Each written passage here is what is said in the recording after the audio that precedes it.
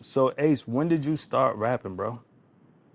Uh, so I'm gonna be real. I don't know a specific date is like or like a time frame when I started like realizing I could rap. But the first time I recorded a song was way back in 2003. Okay, and what was the motivation? Was it homies around you, or what made you decide to pick up a pen? So since I was like young, I used to like hear songs and I would like instantly hear cadences and rhythms in my head, but I didn't have any words. You know what I'm saying? So I would hear cadences and how I would want to rap on a beat. So then when I was I was probably like in high school, maybe like my ninth grade year, I just decided to one day put the actual words into the cadences and it sounded but I was still like I wasn't really known for I wasn't a rap nigga in terms of like I wasn't at the lunch table freestyling and shit like that in high school. I was I was in the other shit. So I due to that I didn't really want to get like labeled with not really like labeled with it. I just wasn't in the circle of niggas that was doing it. Was one nigga named Rashad. His name Rush them and he's from where I'm from and he's like literally like the like a lot of niggas from where I'm from will tell you, like from the DC DMV area, tell you like he was one of the originals. Like he was putting out mixtapes when he was like 14. He's a year younger than me actually, and he wasn't like rapping like what was local. He sounded like a young fresh our area Beanie Siegel, and it was like unheard of for our area.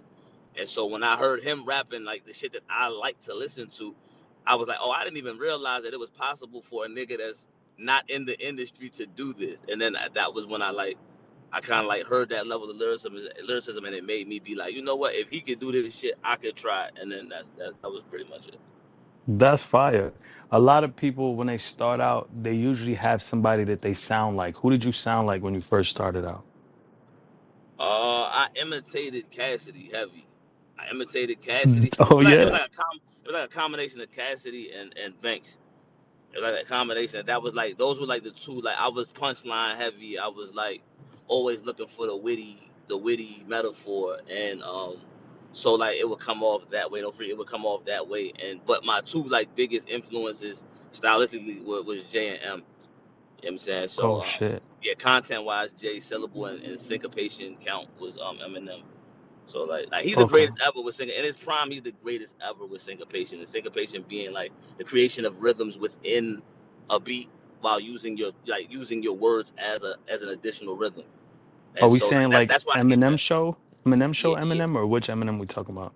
I'm talking early Eminem. I'm talking Slim Shady LP. Like I got his first CD, well, it wasn't even a CD. This is so back, so far long. My homie dubbed three songs for me. He dubbed World War Three. I don't even it don't even matter. He dubbed three songs for me, three singles, and the tape that he dubbed it on was actually had the whole Eminem album on it. So like me listening to the three songs he dubbed for me, I let it play one night, like, or just finished playing, and the first song that it played was Brain Damage, and I was hooked after I heard Brain Damage. It was like yo, like, what the fuck is this nigga talking about? Like, why is this story? Why the fuck is this story so vivid? Like, why am I here in this story? You know what I'm saying? And That's fire. that was a transformative moment in terms of like how I listened to like that song and that realization made me change how I had to go back and listen to every song that I thought I liked because like I said, I was a cadence heavy nigga. The words didn't matter so much, but when I heard that level of like the lyricism, the rhyming, the imagery, I was like, yo, let me go listen to all this shit that I thought that I liked and gauge it now with this newfound ear, and it changed my life. Like. So you started rapping over instrumentals, or was it a cappella first?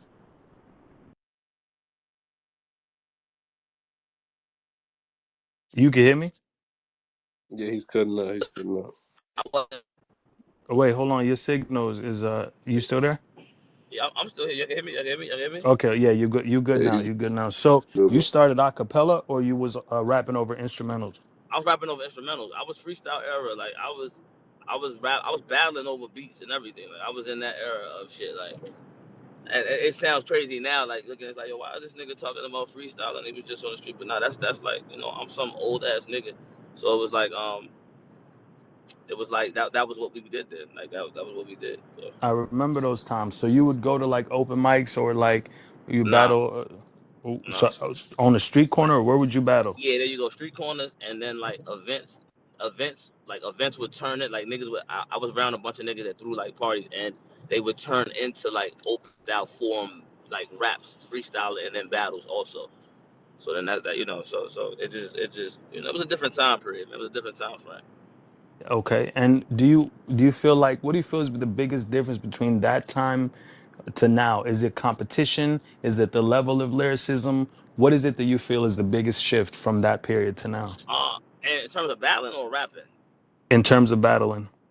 Oh, back then it was just 16s. It was like that was niggas had verses that they would use to battle. You know what I'm saying? So it wasn't so much about like you weren't tailoring. You weren't. It was rare up until like about until Smack DVDs really started getting popular.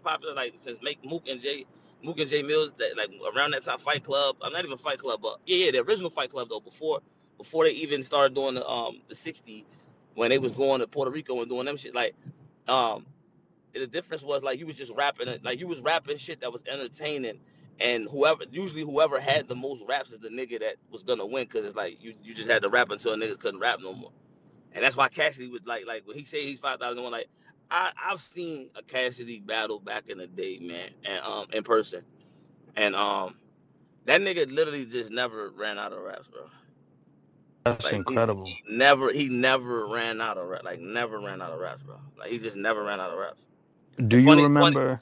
Wait, Oh, go wait, go ahead. ahead. Go ahead. Go ahead. No, go ahead. It was just an anecdote. The crazy thing was, like, I'm such a Cassidy fan, right? When I did that face off against Craig Lamar, when he told me to rap, I literally had in my mind if he said it, I was going to rap one of his verses, one of his old ones, as a troll. But I just did. I was like, yo, I don't know how this is gonna come across, so I didn't do it. But that's literally like where I was at with it.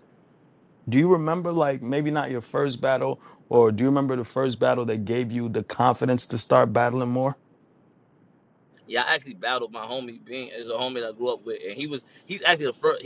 I said Rashad was the first nigga that I knew that was like shout out Rush. He was the first nigga I knew that was rapping and didn't sound like my area. It was the nigga that I actually met, the nigga that I grew up with that actually like was rapping before anybody was like pressing tapes and making cover arts and selling them was a nigga named Bean from where I'm from, and that I battled him on some like it was just spur of the moment, and when it was freestyle and it was on beat, and when I kind of was super comfortable, and I'm like yo like I could do this, you know what I'm saying, like I could do this. That's fire. Do you remember your first loss in a battle that was like It was devastating it to was you? it was Bean's cousin. Yeah, I battled Bean, beat him, and then his cousin Flizzy Lope battled me right after and smoked my dumb ass. What happened? You just didn't have the bars with you, or what It was happened? over. It was like I didn't expect him to. The battle was impromptu. Right? And when it was done, I wasn't thinking I was about to rap again. And he like, nah, you just fucked my cousin over. Like you gotta battle me. And you know me. I always been like a nigga. So he's like, all right, whatever. Salute. What did it teach you? What did your first loss in a battle teach you? Uh, don't rap if you're not comfortable rapping. That's valid. That's funny as shit. Um, Respectfully. what was your motivator to get better in terms of staying competitive? And battling or just writing. Yeah, in battling and just keeping your pen sharp. What was your motivation? Was it just Uh, competing, or was it what was your inspiration? coming up with um, coming up with like okay, so if you've been like abreast of hip hop, you've kind of seen the evolution of what was considered the highest level rapping. Like we're in the entendre era now. Like the entendre, and we're like kind of like phasing into an entendre imagery laden like level where like it has to include some visibility as well as the continuance of a maintainable entendre. Now, like back in the day, like Eminem being peak lyricism at that time, his imagery was only combined with extreme multis as well as his flow patterns. So for me, it was like I was looking at what niggas do. Like, I was looking at what niggas do, and then I was incorporating the heavy stuff. Like I told you, my heavy influences at the time was Cassidy, Banks, M, J, Bone Thugs and Harmony, 3 6 Mafia. So I was trying to like figure out ways to come, because like the crazy thing is, if you listen to my music, I don't rap nothing like I battle. Battling, I kind of choose to go with the most complex, intricate shit that I can, just because that's the space where you can do that. But I don't rap like that on wax. I don't do like that's just not what I do now. The one thing that does carry over is the multis. I'm saying that to say that as the times has evolved and you see who's the peak of what, like Drake emphasis on delivery when he came into the game in '09, and like the clarity of his delivery and never forcing more words than necessary in a bar. Like you never hear him do that. You never hear him over enunciate or over rap or try to.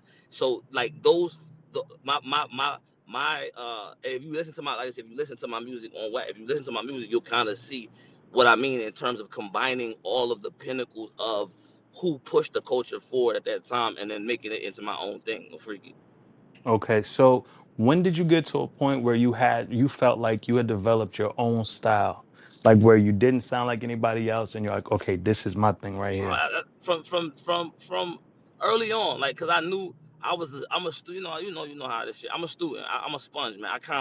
I pick up fast, and I learn fast, and I implement even faster. So it's like I got comfortable when, if like I said, if you listen to like I if, I don't really sound the same on any song, and I know that's like my strength. It's like I can kind of like, okay, I'll give you a story. MurdaTown with me and Twerk, right? He sent me that Fire. verse. He sent me that verse, and he had already finished it. It was the intro to his song. He like, yo, if you could do something to it, like I was shooting promo for the John battle at this time. So he like, and I listened to it. I'm like, yo, I could get crazy with this. So what I did with that was I literally just, his rhyme pattern that he used at the beginning, he carried it for like 24 bars. So I did the same thing. I just take that rhyme pattern and came up with a bunch of shit that go with it, and then like kind of aligned it, and then from there I just focused on the imagery. But if you listen to that, and then you listen to me and Castro Big Dog, they sound nothing alike. And then if you listen to the John Diss the Baptist, that sounds nothing like that. If you listen to the Swamp Diss $43, it's nothing like that. So like I say that to say, like, my biggest focal point, because like I said, I'm a cadence and rhyming nigga. When I hear certain shit, cadence and pocket nigga, I try to figure out what way stands out the most for my voice, like what pocket I can find that no one, I think, is the most unique, that nobody else would carry, while not being too convoluted. So Okay, that's and fire. once I realized that, I found like there is something that I do that not a lot of other motherfuckers do. I don't like to highlight it because it kind of like takes away from it. But what I do is like, when I rhyme at the end of a line, I usually start the next line with another rhyme of that same type before I get to it, so it keeps it fresh. And then I get to it, it just sounds crazy. So it's like when it just sounds. I pick that up, and I just that's like my kind of like staple, I guess you could say. 100%. One thing about you that I've noticed is like you will push your pen and you will find ways to string so many words that rhyme together. I know that that's a level of lyrical ability that not everybody has. Do you do it to impress yourself? Do you do it to What? What do you say? impress What do you up? say? I do it. Do I what? What are you talking about? What are you talking about? Like, do you What are you talking about? do you rap that elite level? Are you competing with yourself to see how far you can push your pen? What motivates you to not Yeah. dumb down the bars? I dumb them down. Like I'm not like some heavy bar, heavy double entendre nigga when it comes to songs. Songs. I tell, music is about connectivity. Like music, you don't have to like, and it's not to say that I'm gonna like compromise the integrity of the art itself, like the lyricism. It's a level for every song, but it's about finding a way to make that like the more important thing about, and that's what I say, like that's why I rap the complex shit in terms of like battle rap, because this is my forum to explore peak lyricism. Every song isn't necessarily meant for that. So my cheat code when I hear a beat, I only rap on instrumentals that elicit some type of emotion from me. The reason being that if it elicits that emotion from me, it makes it easier for me to then convey that same emotion on the track, and that emotion can connect with the audience. So then that, like, niggas don't, a lot of times in life, and this is free game, a lot of times in life, you might not remember every interaction you had with a person or a particular like group or party or like a point in your life, but what you real remember is how you felt. You feel what I'm saying? Like, you'll remember how that 100. interaction made you feel, and because of that, like that connectivity with the song, the emotion that it elicits is more important than the peak level lyricism. Like, you gotta try to, the art for me, the challenge is trying to couple the two and make the most of it, optimize it. So And where is your passion? Is it in music or is it in battling? absolutely in music, Absolutely music. I can write a song and never release it and be fine with it because I created it. I will never write battle raps and not say them. I'll never Damn. I will never if I write that shit in battle rap, I'm saying it or somebody's saying it. That shit going somewhere. Somebody gonna get that motherfucker. But music, I'm perfectly fine with writing a a a a, a 48 bar ballad and listening to it by myself because the point of it for me was the expression. I just needed the space. Like battle rap is very limited in subject matter because I have an opponent. I have to attack the opponent. Music, I can when I hear a song, I can do whatever the fuck I want. It's a blank easel. Like I can do whatever I want. I can paint whatever picture I want. Wow. And do you remember your first song that you put together that you were ready to share with people, or a Yeah, song that maybe that shit was elicited great reaction? that shit was trash, but it was fire back then. It was I did a freestyle on that on 50's Problem Child instrumental. Oh, that's a great beat. Yeah, that beat is amazing. I did a freestyle on that. You want to what I say? I said, if I'm a problem child, what's the answer? You can't solve a real. I'm not rapping that shit. I'm not rapping that shit. I know it But though. I know that shit though, but I'm not rapping that shit. and when you shared it with your people, was it well received, or what were they They saying? knew I had. They literally knew I had it right then. The authenticity. It's like I've been an outside nigga for unfortunately that's not bragging. Niggas always take it when you say like I was in the street they think you're bragging. It's like nah, it's just It's just who conversation. it's you're just Yeah, telling your I'm story, so so I say that to say like I've always been a semi-articulate nigga. Like I could use needless big words. So it's like combining that and niggas that know like so the hood hearing it, the hood know me. They're like oh nah this nigga he the one. And then I went to prison. So okay, I was gonna ask you about that. Was that so shortly after you started battling and making music, you immediately went to prison, or was there a time period where you got to do live shows and performances and develop your art? immediately went to prison. Shit. Do not pass go. Yeah, I went to prison. I went straight to jail.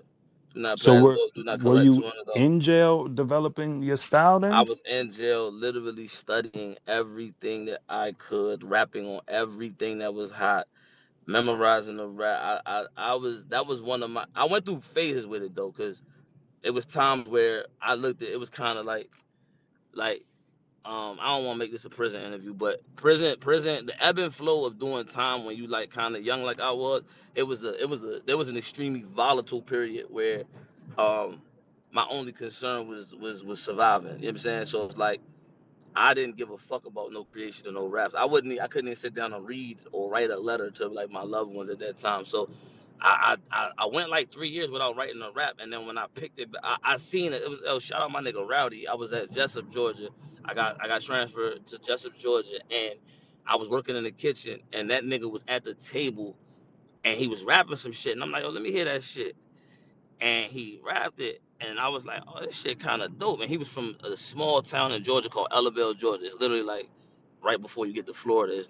They got dirt roads. There's maybe 300 people in the town. But he was some confident, he never really been around nothing. He just thought it was the greatest shit ever. And so he's like, yo, let me hear something. You rap? Let me hear something. So I rapped some shit that I had wrote, like I said, like 3 years prior to that. And his reaction to his response to it was like it was the greatest shit he'd ever heard. So that like made me feel like, oh, let me start actually doing this shit again because I had forgot, like I kind of forgot about it in the shuffle of trying to, get my freedom back. So Of you know how course. that goes. Sometimes when you're trying to get your freedom, you forget about shit like rapping. That's how it goes. No, I understand. And we glad you still out here killing it. When All right, who you that? Oh, this weird ass nigga that's blocked. Get the fuck out of here. Why are you here? You're blocked. Weird ass nigga. I don't know who it is, but if you're I blocked, don't go know who ahead he and get is. up out of here. When you did you then pick up where you left off when you came home? Or when Yeah, did you yeah, start back with everything? yeah, And what yeah. did you Hell start yeah. with first? Was it battling or music? Nah, I started with music. I started recording. I started back recording. I recorded one freestyle, some shit that I wrote to like a fucking R&B singer's song. This lady named, what the fuck is her name? She's like Swedish or Scottish. Emile Sande, something like that. She Amelie had this one. Sande, she's amazing. There you go. She had this song called "Oh Heaven," and I rapped on that beat while I wrote to that beat while I was locked up. I just thought it was the best Oh thing ever, shit. and I recorded. I was like, "Yo, this shit is really bad." Like, and it wasn't because the lyrics were bad. It was because I did not know how to record yet. I hadn't perfected record. I was still looking for my voice, trying to find it.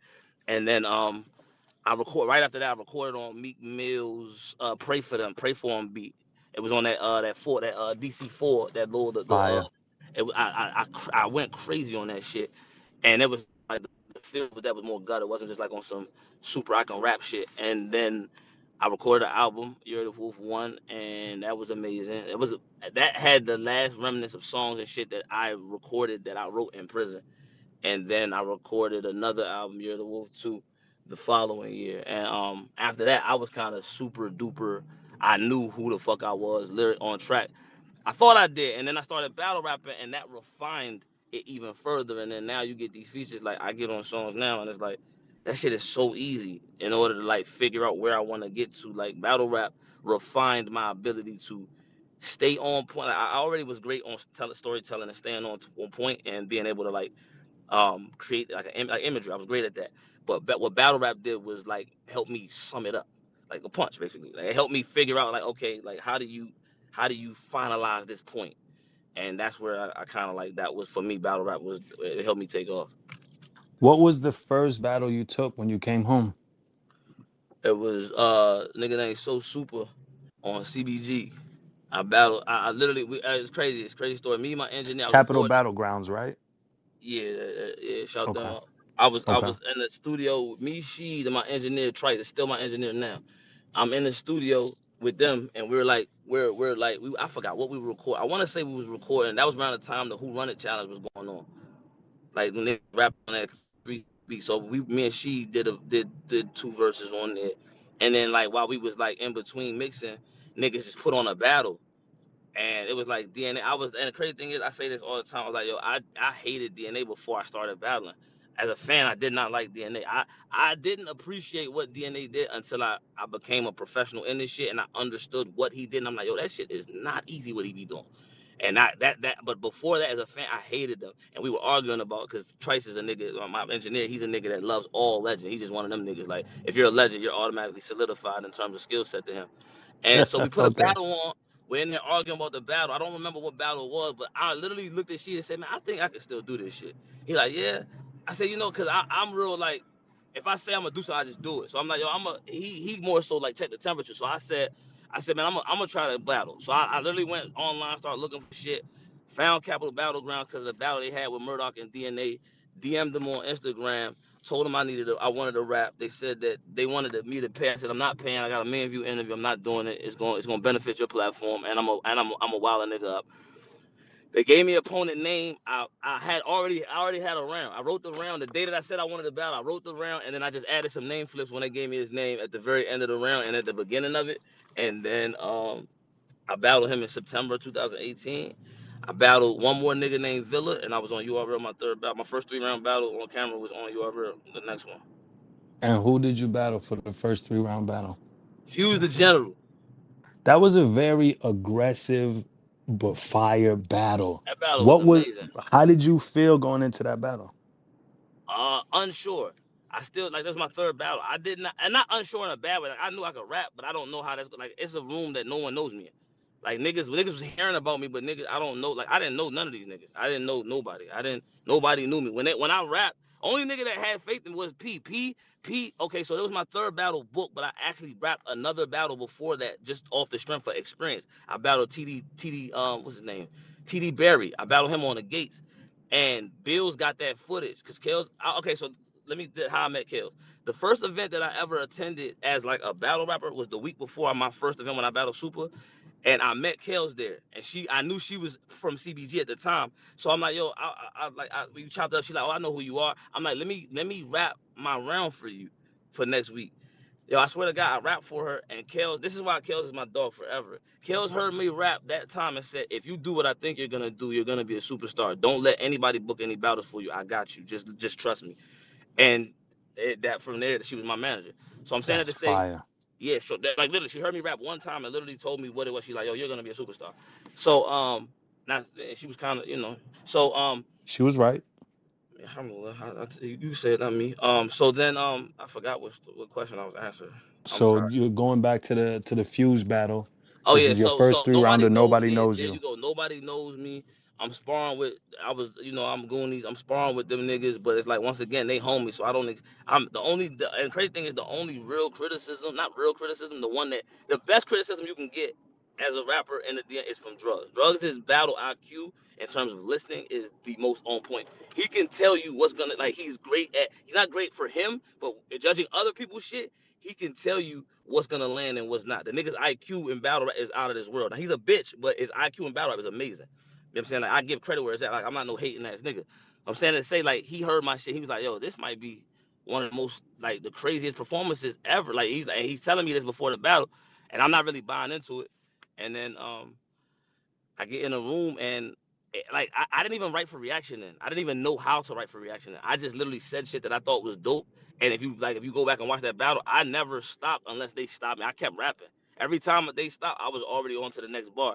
So I didn't even know how to like really incorporate reaction into what I thought I was gonna do. And then by the third round, you could see where I kind of adjusted to the room and I like started stopping where I think they were gonna react, and I was wrong a lot of times because I didn't know how to do that. And then so it was just it was like it was a real adjustment. It was a real adjustment for me being on that stage where nobody knew me. Like I said, it was only my fourth battle. It was my third book battle and my fourth battle overall. So I didn't know what I didn't have any real expectation. I just was like, yo, I'm gonna go in there and rap this shit that I like so much, and hopefully they respond to it. They respond to it favorably, and I What did relied you on. think about the reception? Because you got an incredible reception. Oh, I never When got a the chance. I never really got a chance to enjoy it because after I got off stage, nigga P literally said, "Okay, you got Burke Bucks next, Band Legacy 2." So the way my mind was working, I was the most prepared Jesus. nigga in the world back then. I So literally right after that, he was like, "You're battling Burke." say it again. He booked you for Burke right after that. As soon as I got off stage, like literally when I got off stage, they said they was trying to give me hands, but they was like, um, they was trying to give me Brooklyn hands, but I think Smack said no. Shout And out to then Brooklyn Hands. that was the first PG that was hosted by Smack was me and Book Bucks. It was on stage and it was on the stage and it was hosted by Smack. I want to talk about that Burke battle. Um, I believe that's the battle where you were like, you had to flip with you're the 100. Yeah, You everybody want to keep everybody talking about keep it a want to buck to keep it the a buck to 100. that 100. Yeah. I want to talk about that type of rhyming for a second. How do you find these words that sound alike and the flipping of the wordplay that you do? How did you come up with that style? Uh, it's just I'm some niggas are visual when they write raps. I am I'm an audio nigga. I'm a nigga that I'm both. But I'm more so want to hear what's gonna sell me on a bar is how it comes together, cohesiveness of the sound of the bar. That's what I like. So when I try to find shit that's difficult to rhyme with, like that's really hard to rhyme with, because Why do you do when that? Why do when you you find purposely do that? when you find something that's difficult to rhyme with, when you successfully rhyme it, it comes off as way better. You feel what I'm saying? Like it's just like proper comprehension. You niggas get shot for y'all pretending, and I forgot to mention this shit. Not for my dimension, the Glock for my protection, or I lift a pole like I'm about to bench it. You don't understand the chopper go over stands like proper comprehension. Yo, listen, you go understand the chopper go over stands like proper comprehension is not a good punch, but the rhyming to get to it is amazing. Like you can't proper comprehension. I forgot to mention not for my dimension, Glock for my protection. That's crazy. Like niggas That don't right there, that like. is That's what I what mean. makes it sound incredible. Why do you take the it's a lot to memorize and a lot to deliver in a battle. Why do you choose to go that route versus completely dumbing things down? High reward, high risk, high reward. That's how I live my life, man. It's nothing for me. I just don't believe in being scared. Like if you, especially if you're capable. Like I've been blessed with this. I've fortunately been blessed with this ability, and I have no part in this. Like my father's a genius. My mother was a teacher for 40 years, and it's like I have this. I've been blessed with this ability to enunciate. So it's like if I don't fully take advantage of my ability to enunciate, why do I have the gift? I can say things that, like that's the one thing niggas can't say. I can stutter all out, but when I'm rapping it clean, you can hear every word I'm saying, no matter how fast I'm rapping. You hear everything I'm saying, and I'm saying to say like that level of the like B Dot pointed it out. You know what I'm saying? I don't, fuck him, but he pointed that shit out and was like, yo, he was like, yo, the shit that Ace be saying, it's like. And if this is a speed, like he's an up tempo nigga. Like niggas be getting it twisted. Up tempo niggas with slight prevalences for alliteration every now and then. That shit don't it sound like a nigga be doing a lot. That shit don't be that. Like When you mixing assonance, dissonance, alliteration all into and tongue twisters all into and you're up tempo, yo, one blip and that whole line is fucked up. You know what I'm saying? That's So like, why, yep. When I judge your battles, I tend to not pay attention too much to the slips because I know that there's so nah, but you much should packed though. But you into the should though. You round. should. I, Oh I my maybe God, should. good. I maybe should, but I No, you don't. should. You should. I As don't a, because I choose to do that. I don't have to do that. So by me choosing to do that, if I don't perform it flawlessly, that's on me, not the listener. I can You know what I'm saying? understand that, but as a fan and as a consumer of the entertainment, of enjoying the wittiness and the, if the punch pays off, I can disregard some of the slips because what you're trying to do is a lot more difficult than what your opponent may be trying to do. Every single time. But and I want to stress this that like okay, and addressing like the shotgun battle, my job is to it's okay to have this dense lyrical ability because like I like most people that land a punch, they either focus on what they're saying or they focus on how they say it. There's very few people who combine both. You feel what I'm saying? Like who combine both elements successfully and repeatedly. I'm one of them 100%. niggas that combines what I'm saying. Like when you write down what I say, it makes sense both ways perfectly, and it sounds good when you like you hear it. When I get through it flawlessly, I'm saying that to say, shot. You have to do that with also while also remembering to keep an emphasis on being entertaining. Like niggas like yo shotgun like I'm listening. If you take that what shotgun says on paper, I'm gonna keep it real. That shit ain't my standard of like written material, but his effectiveness is he is compellingly entertaining. So like if you're making an audience have to choose between your complex material and you're not being entertaining while delivering it, they're usually gonna go with what's more palatable as well as what they can react to right in that moment. So that's what I fell victim to. Like and so like when I hear things like niggas like yo you gotta slow it down, I'm like my nigga I rapped way more intricately and got way more positive reaction on Summer Madness stage with a bigger audience and a tougher opponent. Respectfully, I'm not changing a bitch ass thing. What I'm going to do is refine what I did in that battle and iron out the mistakes that I made because I did not focus enough on being entertaining. I was just rapping good. You know what I'm saying? And I normally don't fall for that, but it was a lot of shit going on at the time. No excuses, you know what I'm saying? Shout out Hmm. Shotgun. He Hmm. won that battle clear. I'm never arguing that battle. But I will say that I made tactical errors that I rarely make. That's the and for the record, like niggas stick with whatever narrative they want. But I'm gonna say this now because most niggas aren't paying attention as closely as I am to my career. That's the first time on URL I ever rapped 3 rounds and lost clearly. Ever. It's the first time ever. I've never lost clearly and I rapped ever on URL. It's not happened one time. Swamp, I I didn't rap. I think Swamp, I didn't rap. at a certain point, as consumers of the art, and maybe this is just battle rap, and maybe it's just me, I could be wrong, but I do believe that if you're a fan of a battler, right, you Yeah, understand that the battle's they're gonna win some, they're gonna lose some. You yeah, ultimately just want to see them deliver their best performance to their ability, yeah, and then you want to see them do it again and again and again. So as an yeah, Ace Amin fan personally, all yeah. right, you lost that battle. It is what it is. But Respectfully. we're looking forward to your next, you know what I'm saying? And we're looking to Yeah, see what you determine and decide to yeah, alter to improve your performance. And us knowing that you are going to do that makes us still be a fan of yours. You understand what I'm saying? Respectfully, all three of my fans out there, I appreciate y'all. So I'm It's saying more like, than three, Ace. no, You're no, it's you're not, it's loved not, it's out not, here. it's I not. know you have to. You're You're being optimistic for no reason. Why are you No, being I'm optimistic? telling you the truth. Okay, A lot of people got a lot of love for you, Ace, and it's yeah, been that don't that mean way for a anything. while now.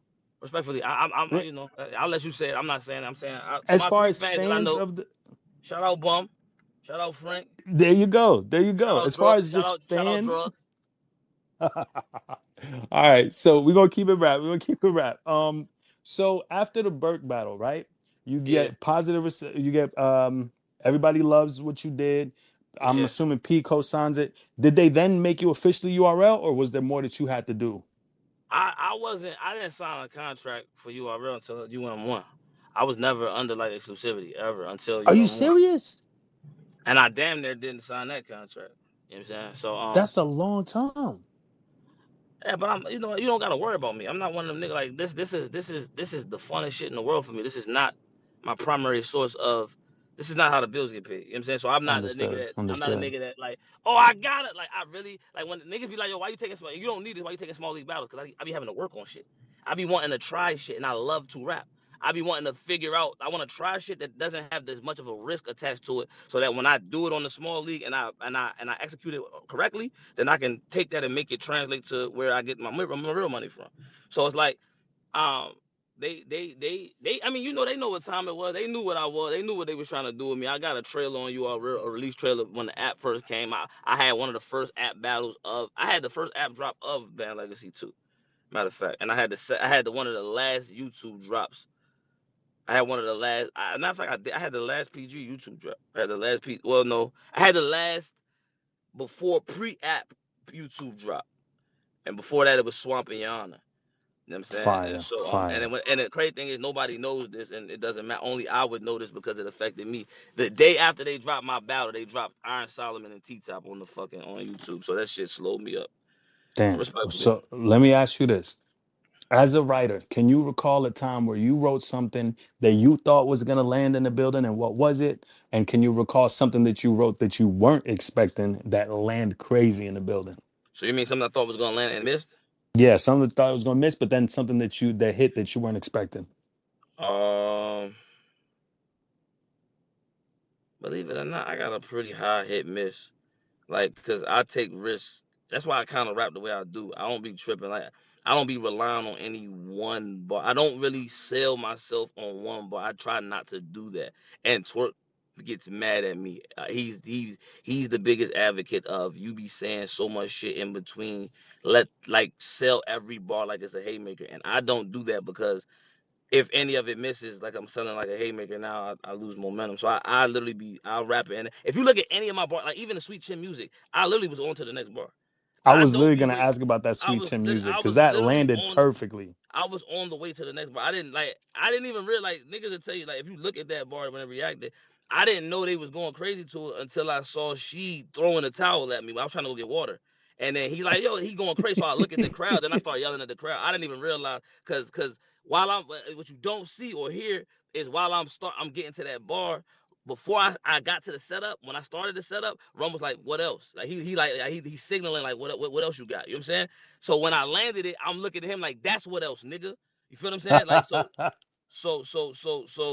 and then he get a thumbs up, and I'm like, yeah, like so. But I'm still not understanding how big of a reaction I'm getting in that moment because completely zoned out. And then when I see she reacting, then I face the crowd and I start yelling, and it's a late ass reaction because I didn't realize that was happening.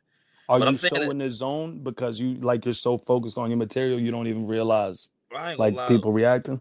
Being on stage is the closest I get to being, pardon anyone I may offend by using this word, the closest I get to being retarded as I've ever been. Like I completely be unhinged on stage. What do you mean by Yeah, Can you like explain? I really literally be the most like I turn into an animal. It's like I literally get to act on stage and say things that I would do to you, I would actually do to a nigga, but like with the energy that's there without actually having to do that. You feel what I'm saying?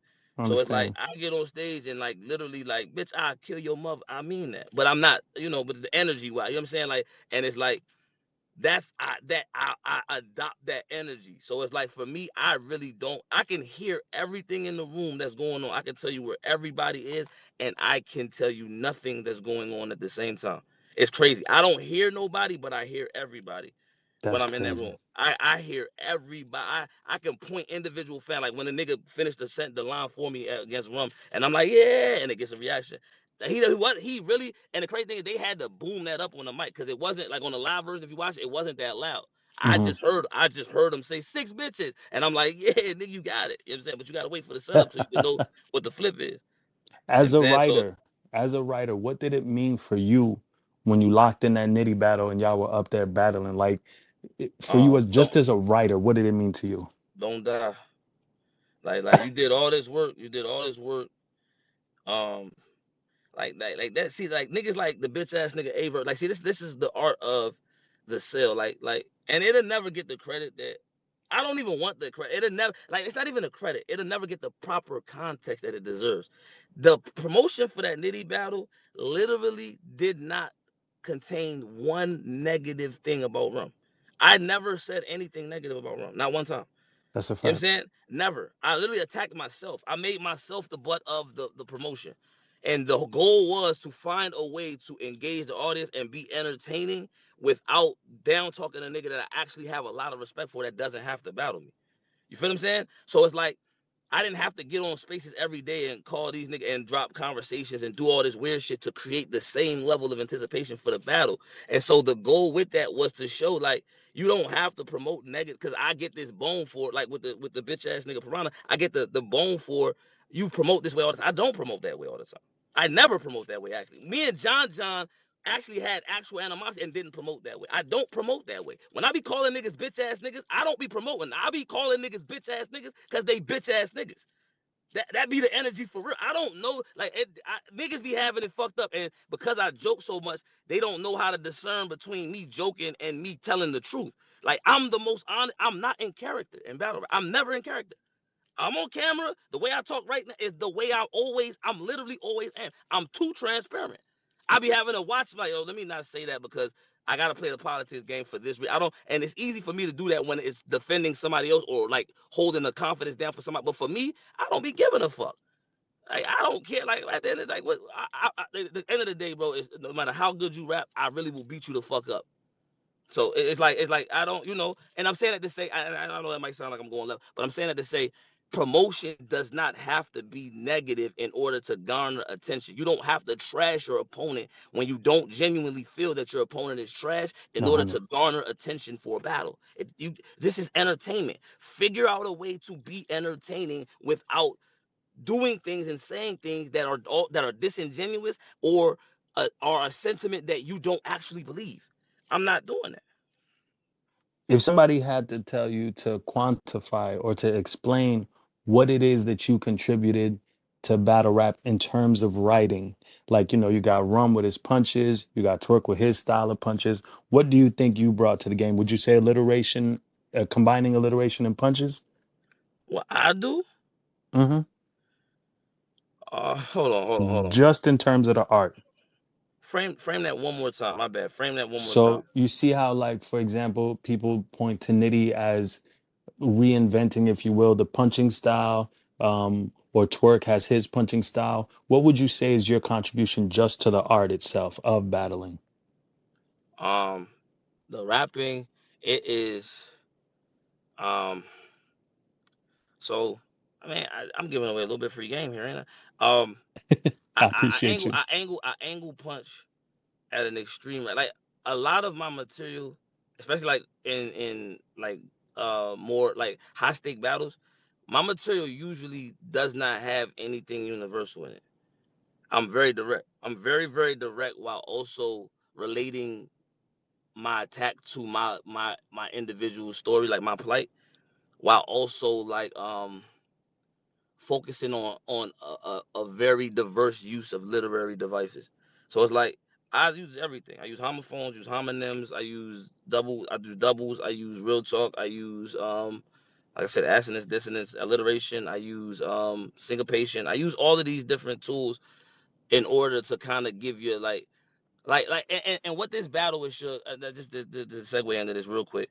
It Of kind course. of showed me that um I really do think that, and this is like a moment of self awareness. It's like I'm not like opponents like Suge, bro. I'm not really what I do at this point with me not utilizing the moves that I did in the past, like the actual entertaining moves, the hold ons, the can I get a holy shits, the gun dump, the kickback and kick you back wherever you come from.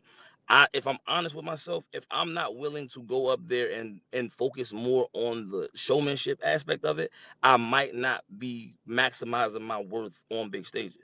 And that's just me being honest. You feel what I'm saying? Like That's real.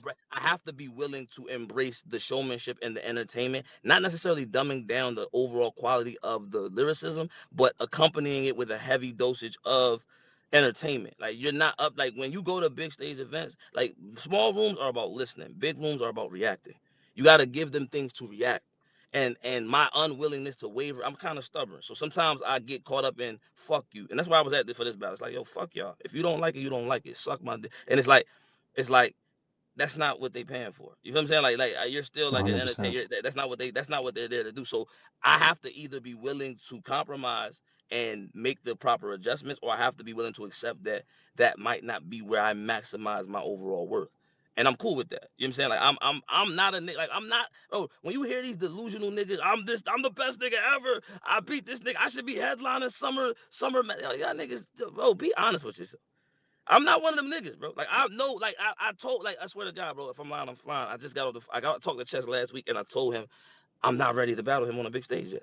And this is like I told him that before the Suge battle. I told them that the Suge battle wasn't a good battle for me when they asked me to do that after home. I said it's not a good battle for me, Why and did it you wasn't feel that way? because he just lost twice in a row.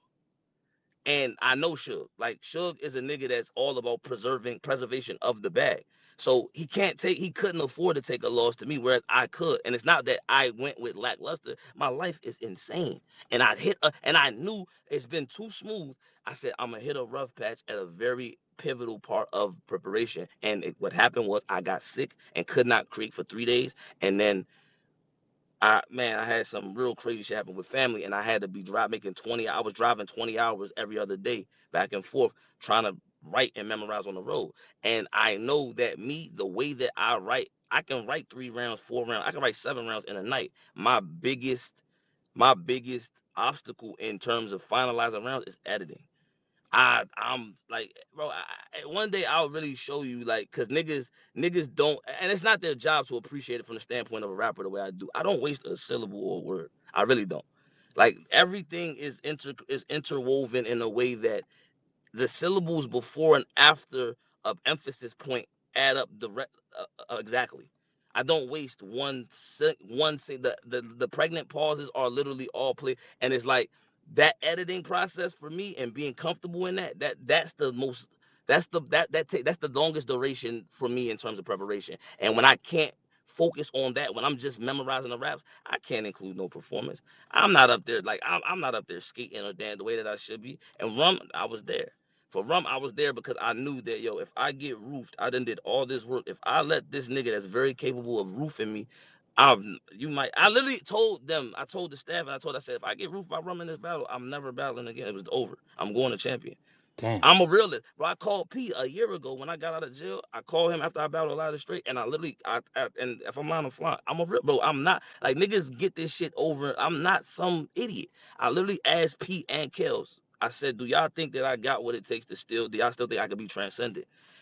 I said, if not, I'm not going to continue battling because I'm not about to waste the time. Like, the amount of time that it takes for me to cram to figure this shit out, I can be applying to selling a brick of cocaine. I don't mean that literally, but I could be doing Okay, but other shit. wait, Ace. Yeah, I don't mean Let's that literally. I don't let mean that no. I literally. know what you're saying, but I don't let's mean that address literally. that though, because you proved that you are Ace. I don't know if you noticed, but you've proved that you've earned every accolade that you have, bro. Yeah, You've yeah. taken incredibly difficult fights. You've proven time and time again that you can use your style in a small stage, big stage. So where do you go from here? What is it that you want to prove to yourself moving forward? There's a formula to this shit. Believe it or not, a lot of this shit comes from conditioning. And I'm not gonna say too much because once again, I'm giving up a little bit too much sauce, and I'd rather be felt than seen or I heard. understand. So no freaky. That sounded crazy. So I'm saying that to say that during COVID, two non, I guess, like traditional big stage styles that were very prominent were real sick and easy. And what happened was during COVID there weren't big audiences, and so all these small room or no room battles, like no audience battles, they made people change how they listen to battle rap, and content and directness were emphasized. But what it also does is when you hear, it's conditioning for the audience because they get used to where to react for you. You feel what I'm saying? Like they know what Hmm. you do. They're familiar with what you do, your pace, your cadences, your switch ups, your tone, your tonal inflection. And what they were able to do because they were extremely active during that period was that when they got to their big stage opportunities was when the stages opened back up, the fans were in tune with what they did. During that time period, because of the John fiasco, between the Fonz loss at UM1 and my Gyms battle the next May, that was 11 months. I did not battle on URL. So that time where they were getting audiences in tune with what they do in particular, I was on the sideline, and so I still was behind the curve in terms of being able to introduce the intricacies of my style. It's one of them things where the people that actually fuck with me, like genuinely love what I do, they swear by it. They'll fight anybody in the world like, yo, that nigga does the best writing in battle rap. And I don't ever argue that because I'm not in a position to. Now, mind you, when I put in the work that I can, I'll start to highlight how much more difficult what I do is more difficult than what anybody in the world does, including Loaded Lux. Loaded Lux is not even close, like because he doesn't know how to find a haymaker like I do. He raps very well. He uses all the literary tools, and he's clear. But he does, and his external multi usage is very questionable. And I'm not saying I'm better than him. I'm saying that what I do is entirely more difficult. Now, I'm not saying that the sum of that is better than him. Let me be clear for niggas that's gonna. This nigga just said what he does is better than. Look, Yeah, I'm you not know how battle saying that. rap is.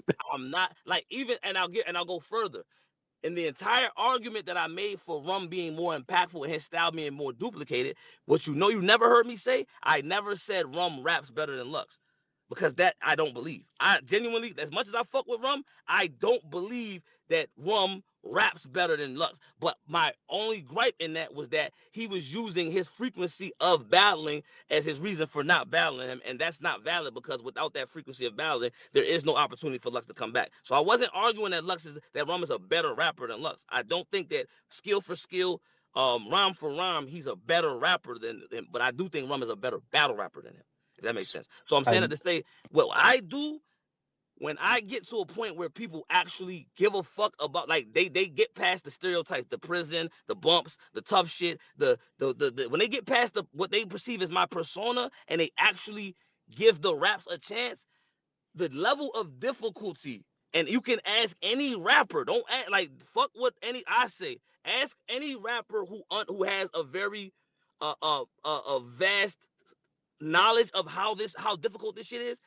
Yo, it's not close in terms of difficulty, bro. And I do it on purpose. And it's like, yo, so that's why when shit go bad, like, yo, like I didn't even have to do all this extra shit.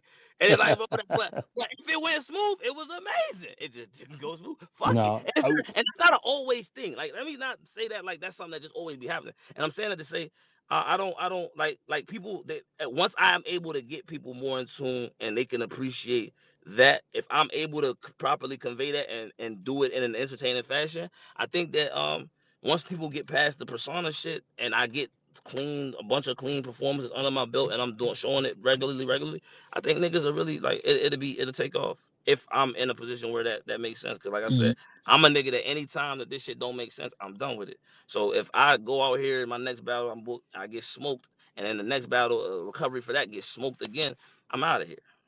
I don't. I pray that day doesn't come because I truly appreciate what you bring to the table. I appreciate your round, how you put your rounds together, how you write your rounds, how you get to the haymaker. You have a way of hiding the punch until you deliver at the end. It's just the way you describe how the level of difficulty of your lyrical ability. That's to the degree that I respect it and appreciate it, and I think a lot of people share that opinion. I do want to ask you, pivoting a little bit, what is your favorite battle for you that you saw? What is an ace battle that happened and you look at that and you're super proud of it and you feel like that was you not at your best, but one of your best performances and that you had fun writing? So And I why gotta was say it fun? I gotta say my favorite, yeah. Like my favorite Yeah, your performance favorite. from Gems. That was an interesting battle. Gems. Tell Gems. us about Gems. that. Um I wrote that shit in 2 hours. What? I wrote that shit in 2 hours. I literally they called me last minute and they was like, yo, can you do a battle in 2 weeks? I said, all right, give me the night. If I can come up with 3 rounds that I like, I'll do the battle. But don't tell them yes until tonight. I said, tell them it's a great possibility. And I went in the house and I ate a sub and I ate a bowl of cereal and I said, what the fuck do I say to Jims? And I took a whole bunch of shit that I had for real sick and I just translated it for him. And then Whoa. Okay, it so you worked. had this material like in a tuck for sick? No, I had like I be writing punches. I write punches all the time. I see something like if I see something like right now I'm looking at my steering wheel. If something strike it's a Dodge emblem on here. So if I think of like you're trying to like dodge steering wheels like something to that degree, I'll just write the thought down. It'd be That's incomplete as fire. hell, and then I'm trying to figure out how to make it relate to the opponent. So I had a bunch of like gym flips for real sick, and I just took like that the muscle mass bar. I said I would invite every big nigga you live with to your funeral and turn that bitch to a muscle mass. That was for real sick. Uh the uh the uh the the protein shake. I don't care how much I said only thing better than my pull up game is my pull up game, and I still ablaze it. You gotta work out and keep a gun, cause ain't no protein shake in this world good enough for meal replacement. That was for real sick.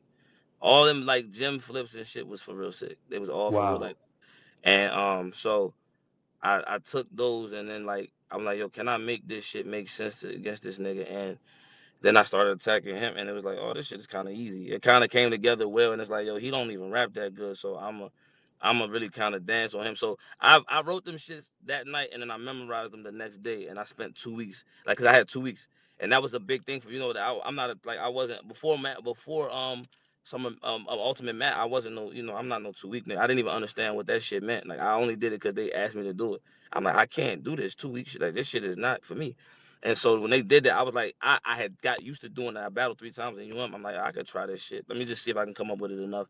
And I was done that night. And so I had 2 weeks to memorize. I had them shits memorized that Saturday. So I spent the next 2 weeks just literally going over that shit over and over. So if you're looking at material, that was probably the most comfortable 3 rounds I've had since Burke Bucks, Fuse General. Um, That's incredible. uh, What would you say writing wise that you look back on the material that you wrote and you're like, that's not me at my best? Jada Nightwing. And I 30 him. Why why did you not like that I material? was just trying shit, bro. I was ass. I was horrible, bro. Bro, that was But my you that was you were my that was finding my your way though. You that were was my finding your seventh way. battle. That was my seventh battle. That was my third 3 round battle. That was my third 3 round battle, bro. I was ass, bro. I didn't know what the fuck I was doing. I was just trying shit. I could rap. Like a nigga will never convince me that I can't rap, but I could not battle them. I did not know what the fuck I was doing. I was up there just doing shit and it was working. And it's like, God damn, like, all right. So it's like, bro, negative reinforcement is horrible because it's like now you start thinking that this is what it is, and then you It get up could there just with be like Swamp. this all the time. You get up there with Swamp, and it's like, damn, fool, you up there dying. What's going on? And it's like, The shit, swamp. it worked last time. Fuck you talking about? Like, if you see, like, and it's crazy if you watch when I'm going through that shit. I don't even be tripping. I be like mad at myself because like I be more mad when I know this shit and it's just not right. Then when it's like I know I didn't know that shit, I don't be giving a fuck, bro. I didn't have a third round against Swamp. I literally had one bar, a haymaker to serve shit. That shit broke the building, and I started freestyling. Nigga, Swamp said, "Don't stop." I started, bro. You know how much shame it takes to not have to get on a URL stage where you've been paid. It's Watch Battle. That's one of the last pay-per-view events they had. And to know you don't have a third round and to freestyle, and you're not a nigga that be freestyling. Are you crazy? Jesus. Up there trying. I'm talking about, I'm just pulling shit out the folder. This shit is, and I'm all that shit to wumps. I tried, and then niggas didn't react. I was like, oh yeah, all right, well, I'm out of here. Y'all don't like Speaking that of shit? speaking of third round Ace, I want to ask you because I want to tell you that I tremendously respect your third round for Nitty. Hmm. I want to talk to you about round structure and why you set up your rounds like that. It'd be heavy punches in the first, the second kind of a direct attack on your opponent, and then you always give a third round that like has a message to it while still punching and still correlating to your opponent the way you masterfully did with Nitty. What made you decide to structure your third rounds that way? Uh, I'm a songwriter, and songs have beginning, middles, and ends. So rounds have beginning, middles, and ends, and the entire 3 round performance should have a beginning, middle, and end. Like you should not get caught up in the like especially like with my style, the monotonous drone of multis can get to be a bit much if you're not switching up like content and you're not switching up like your point of attack. So through trial and error I've perfected like and the thing is like this is another thing that is not gonna get like I'm not highlight it's just context. I'm not trying to say like oh it's I don't rap the same against any opponent. Like my 3 rounds for sure were not nowhere near the same as my 3 rounds for Rum, or like even the way they were constructed. There's a reason like and it's a lot of rappers in here. I don't want to say too much, so it's like I'm not Of saying a course. lot of rappers. Of Niggas course. gonna hear it, and I don't like you can DM me, and if you want like this information, I have a cash app. I'm more than welcome to give this information out. Just holler at me. Salute. You know what I'm Salute. saying? But other than that, I don't I can't offer you free help because no one offered it to me. So oh no, Woo's all good people. My man Woo, he KMM, so I got advice for them, all the niggas that's on the side. But I'm saying it to say, Mob. um um you like it's about connectivity once again. Third rounds, yo, you gotta be a bold nigga to just have a third round and you just up there punching, bro. Like yo, that I ain't gonna lie, bro. Like as especially a big stage event. If I sit in this fucking audience, I'm standing up, bro. And I don't give a fuck how good you do. And that no shots to Rum. Like this, like, cause Rum is the best. Like, see, Rum is literally the exception to everything because he is what you call a transcendent talent. So like, and I mean to say that Giannis's skill set isn't great, but he's so much better than everybody at what he does that he can get away with the fact that he has deficiencies in so many other areas. Rum is very similar to that. He's not the most varied in terms of approaches or tactics, but what he does is so much better than anybody else who does it that we can forgive him for that.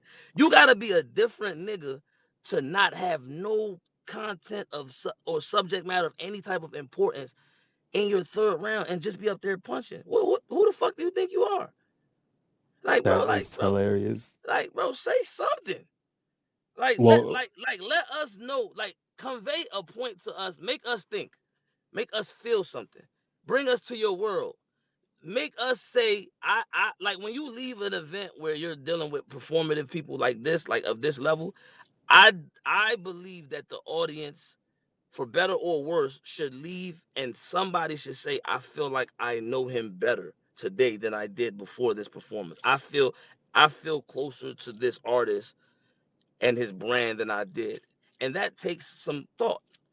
You know what I'm saying? Like, and it doesn't take a lot of thought because, like, Shotgun Suge, my third round, I didn't get to finish it. I was tying around to was the fact that his name is Shotgun Suge. He's never been shot and he's never caught a gun charge. And it's like you're predicating a lifestyle that you've never actually been a direct beneficiary or victim of. And it's predatory because you got people that are gonna listen to the shit that you say, and you don't even actually have to deal with the consequences of that. So it's like I'm gonna kind of tie that, and it's not even to attack him as a person to say that, like, because it's entertainment at the end of the day. But it's like that dichotomy is for me, like, bro, if you're gonna carry this name, you have a responsibility to let a nigga know what happens when you actually use a shotgun. So that was what I was planning on doing. So it's like when you do these things, like you can compel an audience and be entertaining while also being informative. You don't have to follow any type of blueprint. But I just feel like connectivity, you should make the audience feel like they're closer to you as an artist when they're done. And that's like, I guess, a cheat code to doing so. that's real. One drastic difference. Tell me if you agree with this or not. Do you agree that back in the day battling, or just back in the day in rap period, you had to kind of be what you were rapping about had to have something to do with you versus today where people can rap about things that have absolutely nothing to do Them with them? niggas, them niggas was bluffing too. Like them niggas be bluffing, bro. Like niggas be bluffing, bro.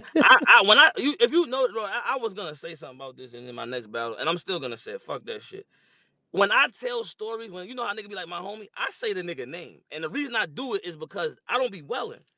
I be like, yo, my nigga Idris, they set that nigga on fire, bro. You search the name Idris Salim, they set him on fire in 2007 in a cemetery right after I got locked up. They literally killed him and set his body on fire. I didn't, when I said them niggas literally matched the disrespect, bro, we was doing wild shit to people. I got locked up. They caught him bullshitting. They shot that nigga in the head 8 times and set his car on fire. I didn't make that up. You can literally go search that shit on Google. When I said my nigga DJ, they had to take he got killed in front of his daughter. She got away, and they had to take some of his skull and his brain out of her hair. That literally his baby mother literally took some of his brain out of his daughter's head. I didn't make that up. This is an actual case. 23rd Parkway killing in 2005. Go search it. I'm saying it to say like, Jesus. niggas be bluffing, was bluffing then, niggas be bluffing now. It's nothing wrong with bluffing if you're an exceptional artist. If you and that is once again, what I don't like, and I said this we talked about this on the Math Hoffa show. I and I didn't get to say this because it was just sprung upon us. But my point in it is like niggas is like, yo, Rick Ross rap about coke, he don't sell coke. I don't know what that man do. I don't know. But what I'm saying is I know the nigga owns 100 wing stops, right? And I know Hmm. that there's at least 8 jobs at those wing stops. So I know that he raps about coke, but he also provides 800 jobs to people. And at least I know that there's at least 800 jobs that he provides for people. So I like to weigh the actual feasible impact that the nigga has in the community, as opposed to the existential one that niggas want to apply to a music. It's like, bro, Like niggas like, yo, the musician, like they're preaching this, they're preaching this, they're preaching it. They're not preaching nothing. They're making fucking money. Now, is there some level of responsibility or complicity that lies on them for I'll use I know I'm kind of everywhere. I'm on some mook shit right now, but okay, like so what made Chicago drill music so fascinating? And I'm going, I might get bashed for this, like in the early phase, is that it was the soundtrack accompanying the greatest death toll in the United States. There was 700 niggas getting killed a year annually, and the music was the soundtrack for it. So the music was trash. If we keep it 100, the beats were amazing. The niggas couldn't rap, but they was really killing each other. So that made it compelling. So I'm saying that to say them niggas, and that's enough. Them niggas was 13, 16 years old. Them niggas was babies. You feel what I'm saying? So they was doing that, mind you, that's some shit that you're never supposed to do. Like these grown men that are like, that learned how to beef from them, like, yo, you go online, you drop locations. Oh, them was kids. Them niggas didn't know no better. Them niggas, if them niggas got indicted for that shit they was doing federally, like these niggas that killed FBG Duck, them niggas wouldn't be do that. But you're not supposed to follow that. I'm saying that to say that they had no responsibility in terms of trying to convey a particular message to the greater whole, because they were kids and this was their actual lives. They don't have, like, if you're telling your actual story, you don't have the you don't have the doubt, you don't have the burden of, I have to provide context for, nigga, this is my life. So they're not they're capitalizing off of something they actually live, and because of the fringe factor, niggas are buying it. Now you niggas that aren't living that way but are promoting it and have big followings, this isn't actually how you're living, and you're inviting people to the destructive behavior. So no matter what time frame it existed in, those people do have some complicity, because it's like, yo, why would like an example, when Cardi B like, I wouldn't let my daughter listen to my music. Is it hypocritical? Yes, but she does make her audience for a particular, her music for a particular audience. She has a right as a parent to say, I make things that I don't want my daughter to consume. If a nigga's a condom manufacturer, I don't want my daughter using my condoms when she's underage, but I make them. This is how we make the house. Like, it's the same. Like that. I'm saying all of that to say, in a roundabout way, that um the level of authenticity in artists now, the only thing that has kind of like diminished in terms of like mainstream level artists is the skill level. But the amount of niggas that's bluffing and the amount of niggas that's real, like now, and then like marketability now trumps everything. So it's like, if a label wants to throw dollars at a nigga, it's not gonna be because he's talented. It's gonna be because they don't have A&R. They don't have A&R. They don't have this, they don't have talent development. They don't do none of that. They find a nigga that's already popping, that has 1 million followers because he's gone viral a few times, and he decides he wants to make music, and they put a budget on him because he already has an audience. So it doesn't make, like, they're just selling. It's not about, and the problem, the why that happens is because we didn't gatekeep who decided what music was hot. The reason why a nigga like 50 Cent was so successful was because the streets had to accept him before the mainstream. Like, the mainstream could like him all he want. The mainstream wanted Mims to be fire. This is why I'm hot, nigga. They wanted him to be amazing. The streets didn't like him. And so because we were the ones that were actually determining who was a good rapper and who wasn't, when we controlled the art form to a degree, a lot of the shit that you did, you never got to hear, was because niggas was never gonna be okay with that. That doesn't exist now because everything is direct to consumer. You go on YouTube, you can drop whatever you want. So if you're able to figure out a way to be in the algorithm and get traction, that people will mistaken that traction for actual skill or for something noteworthy. Like, fame used to be attached to something. Now niggas is just famous for the sake of it, and I blame the Kardashians. And that permeates the music business. That permeates the music business. That literally Speaking of permeates the music business. speaking of the Kardashians, I want to talk about a Oh, what you about to specific. say? I What you want about to to talk say? about a Bardashian. Uh, Ace, there's about 3 battles that uh, I would love to see happen. I'm gonna give you these 3 scenarios, and you tell me how you feel about each battle. uh-huh. First of all, you versus Official. I think you should definitely battle a woman, a female MC, and I think Official and you would have a classic. What do you think about that matchup? I'm scared of official. She's one of the greatest punchers of our culture. Why are you scared of her? You just said it. What the fuck? So do you The, think, would you battle Official, I guess is the question. for the right amount of money, I'll battle you. You don't want no smoke with Murder Death Kill, but that's neither here nor there. What is murder, death, kid? What is that? We'll get into that later, another day. Yo, But don't. Yo, are you standing while you're doing this? I'm a battler, bro. I No, be battling in the no, I'm saying, space. are you standing right now? Now I'm sitting down. Why? Because can you stand? Yes, I could. Hello? Like, for how long? 6 hours. At a time? Yeah. But for the So how, champion thing, I was up like 12 hours. so how you That's gonna why I murder did. death? How you gonna murder death kill anybody and you can't stand? Ace, this is not the time to get into all that. I'm just asking. There was a time anyway. So official, yes or no? Um, bro, I'm a weirdo, man. I hate these type of. I don't be giving a fuck about battling nobody in particular other than like Murder Mook, and it's because it's a personal issue now. But I hate to make other people a part of my story. I don't like. I even fuck a story of my journey. Like, if this shit makes sense at some point, then cool. But I don't be like, you got a hit list? No, I don't, bro. I got a bucket Okay. list in life. Like, I got a bucket list in life, and in battle rap, bro, this shit is fun, bro. Like, fuck these people, bro. Why do I have to want to battle one of them in order for? Like, fuck them, bro. I make anything interesting.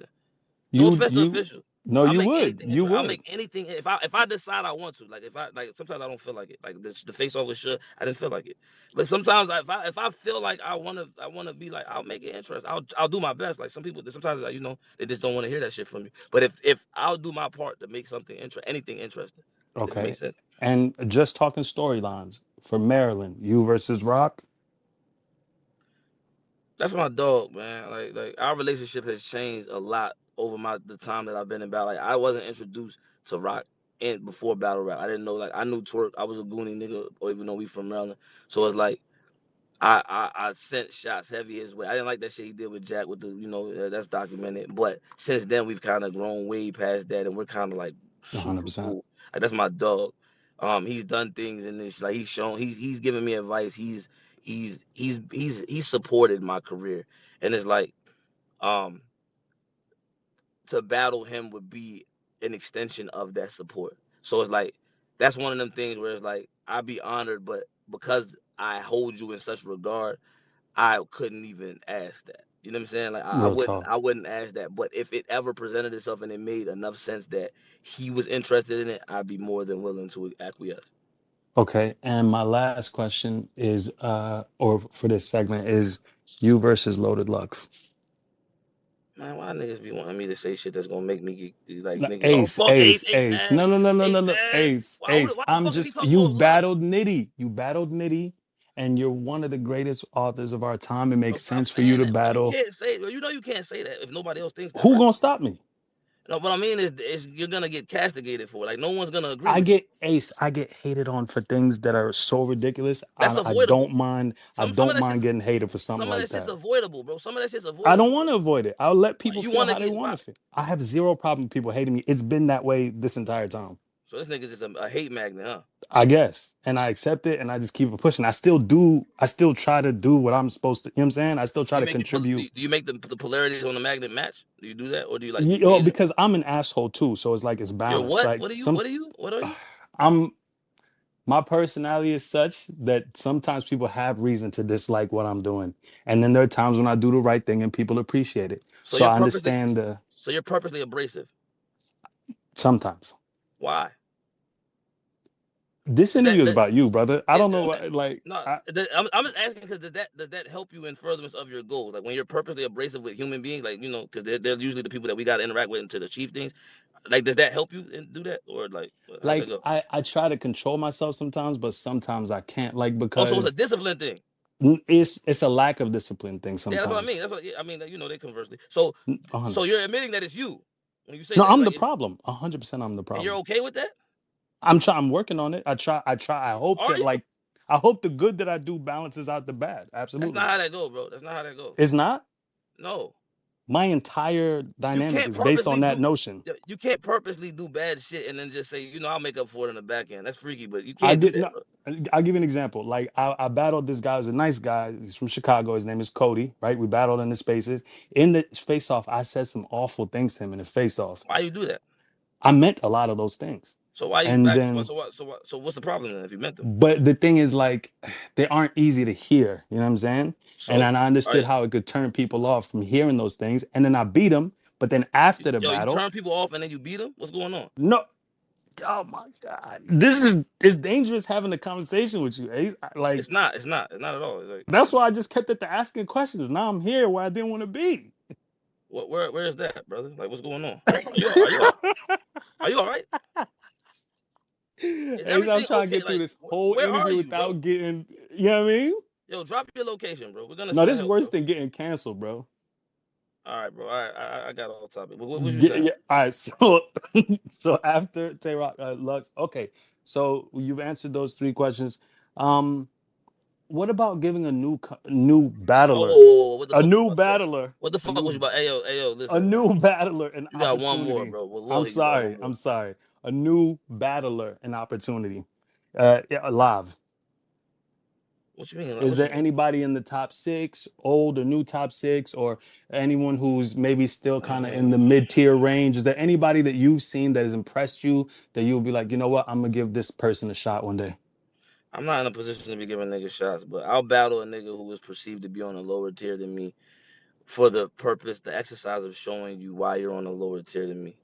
Wow. Like one of them niggas, like respect to all due respect to every top six. The Capo shout out, you my guy, and I don't even include Capo in this conversation because Capo my guy. I fuck with Capo, but every one of them niggas are amalgamations of what they think a battle rapper is supposed to be, and I will embarrass them. Every Damn. one of them niggas. Every one of them niggas has a defective flaw that they have not figured out how to cover up right now. And I'm not the nigga that you really wanna I talk. Like the danger like punchers and niggas that are entertaining are not dangerous in terms of creating long term stigmas for an opponent. Niggas who kinda like pinpoint your flaws and your deficiencies, they kinda open up the gates for you having to deal with an angle for the next 3 years. Example, no one was just focusing on the intent of Rum not punching and not having content. Every battle he's had since then, what have niggas said to him since I said it? Like no one focused on it. No one really highlighted like, bro, like we don't know you, and that's my dog. And no one, and now every battle, oh, you're an alien, you're a real alien. You a shadow boxer. Like everything is about how his punches are hiding the fact that he's not saying anything about him. We don't know him, and it's like that's what and for the niggas that have not established, like mind you, Rum is the well established. He's one of the greatest niggas ever, if not the greatest, the most creative niggas ever. So for a nigga like him to have to deal with that in 4 battles after that, Ilmac, whoever, now imagine that being a nigga who isn't as established, who has a glaring flaw, and I could point them all out for every one of them niggas right now. I can tell you every one of them niggas, they're not fun, they're not developed enough for them to be dealing with the likes of niggas who have been in front of killers. If a nigga got time and they give a fuck, because what might end up happening is I get booked one of these niggas, and then life intervenes, and then that saves a nigga. So it's like, and I'm a nigga that Oof. I'm gonna handle my obligation. So if a nigga say I gotta do something, I'll be there. It might not be what you want it to be, but I'll give you what you asked for, motherfucker. Switching gears, Ace, I do want to take the time to tell you that we appreciate your contribution to the culture, Who the fuck is not we? the fans, all of us. We You appreciate yo, so everybody who? in here listening to you talk When did appreciates. niggas delegate you like the spokesperson of Oh, quote definitely unquote the not. I'm fans? definitely not the spokesperson at all. At all. But you are appreciated in the culture. You know what I'm saying? And Why you don't everything just that tell you me? Why contributed. I would feel a lot more comfortable if you just told me you appreciate me, Frank. That would I, Frank, appreciate you, thank you, brother. Ace, as a Thank you for being. battler. Thank you for being okay and accepting enough of how awkward it would be for you to say that and saying it anyway. I appreciate I'm you gonna say falling. it anyway. Ace, I appreciate you falling for that level of manipulation because I'm being childish as usual brother, with a straight tone, and I appreciate you for entertaining my childishness. I'm Thank you. gonna say this, Ace. A lot of people don't know, but you give guidance, and you have guided and advised me, and on many occasions, and Yeah, I super duper appreciate you for that. And I yeah. know that there are other people you do that for, and so this villain role that some people have cast you in don't make sense to those of us that love and appreciate you. Yeah, So yeah, thank you for no, everything. no, bro. I'm gonna keep it 100. My 44 years on this earth, man. I devote myself to helping the people that are younger than me. That I don't want them to make the mistakes that I've made and have to like pay with their lives, and their grandkids can't see them and shit like that. Like I go through that. I don't want people to have to deal with that. You know what I'm saying? So, you know what I'm saying? It's just, and in 48 years of living, I just feel like it's my job to impart that wisdom to them. You know what I'm saying? So next year, my 52nd birthday, I plan on doing a give back to let Brother, how niggas did know. you go from 44 to 52? I don't know what the fuck you're talking about, but let The me finish. math not mathing. Let me finish. So Okay. so You will let you next year, what? next let me finish. What's that? Whoa, what the? All right, go ahead. You too deep in the trenches, my good brother. Like if D- you using the term finish, bro, I'm telling you now, you're literally on tab 127 on the hub, bro. You need to relax. If you ever, the hub? if you ever in your real life told your girl I'm about to finish on you, yo, you're deep in the trenches, bro. You have to come away from that. You need to seek I have to God. do what? Come away from that. Oh my, come away I from, said it. come on, Listen. Hey, man. listen. Nothing worse than you referring to finishing as that. Like, bro, I'm gonna keep it real. All That's right, That's the man. weirdest shit I've ever heard. Like in the history of pause. In the history of pause, bro, I don't think a nigga has ever said that, bro. Ever. Can you be serious for 5 minutes? Ever. All right, Ace, thank you. I appreciate you doing this Nah, interview. don't appreciate me for nothing. After that shit you just said, I'm I good. appreciate everything that you've done for me behind the scenes and Bro, otherwise. Thank you. whose name is Scenes, bro? You're bugging. All right, man. Y'all be safe, man. Oh my God, Ace, man. This was my first. Not